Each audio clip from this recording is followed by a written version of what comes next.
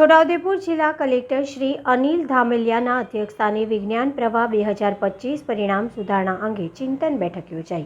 ગુજરાત માધ્યમિક અને ઉચ્ચતર માધ્યમિક શિક્ષણ બોર્ડ ગાંધીનગર દ્વારા લેવામાં આવેલ વિજ્ઞાન પ્રવાહ 2024ની પરીક્ષામાં છોટાઉદેપુર જિલ્લાનું પરિણામ ઓછું આવેલું હોય, જેને ધ્યાનમાં લઈને જિલ્લા કલેક્ટર શ્રી અનિલ ધામેલિયાના અધ્યક્ષસ્થાને વિજ્ઞાન પ્રવાહ 2025 પરિણામ સુધારણા અંગે ચિંતન બેઠક યોજાઈ હતી. આ બેઠકમાં જિલ્લા કલેક્ટર શ્રી પરિણામ સુધારણા અંગે વિવિધ શાળાઓ પાસેથી રિવ્યૂ લઈ જરૂરી સૂચનો આપ્યા હતા. બેઠક દરમિયાન અસરકારક શિક્ષણ દ્વારા આગામી શૈક્ષણિક વર્ષ 2024-25નો એક્શન પ્લાન બનાવવા અંગે ચર્ચા કરવામાં આવી હતી. જિલ્લા શિક્ષણ અધિકારીની કચેરી દ્વારા આ વર્ષે મેસન્સ 33 અંતર્ગત તમામ શાળાઓમાં સારું પરિણામ લાવવા માટે કરવામાં આવેલા આયોજન અંગે જાણકારી આપવામાં આવી હતી.